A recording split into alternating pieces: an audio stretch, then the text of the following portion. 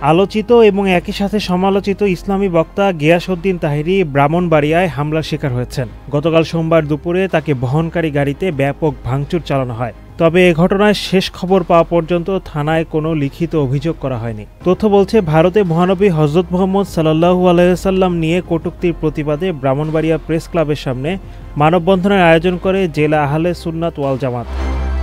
সোমবার বিকেল ৫টায় মানববন্ধন হওয়ার কথা ছিল। মানববন্ধনে গিয়াসউদ্দিন তাহিরি যোগ দেওয়ার কথা ছিল, কিন্তু নিরাপত্তাজনিত কারণে আহলে সুন্নাত ওয়াল জামাতের নেতারা সেই কর্মসূচি বাতিল করেন।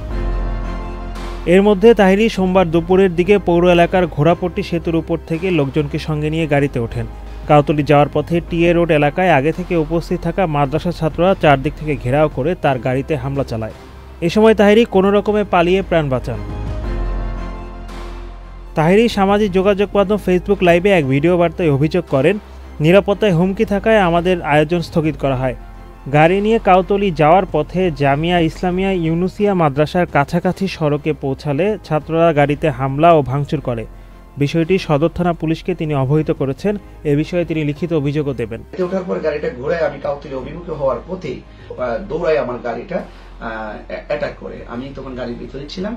তারা কোনো কথাই শুনতে প্রস্তুত না। তারা আমার গাড়িতে সামনের গ্লাসগুলো ভাঙচুর করে এবং আমাকে হামলা করার জন্য তারা খুব জোর চেষ্টা করে।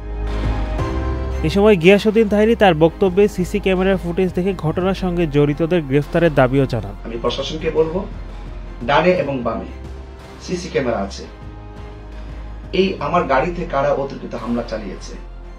সদর থানার ভারপ্রাপ্ত কর্মকর্তা ওসি মোহাম্মদ মোজাফফর হোসেন জানিয়েছেন, এ বিষয়ে তিনি কোনো লিখিত অভিযোগ পাননি।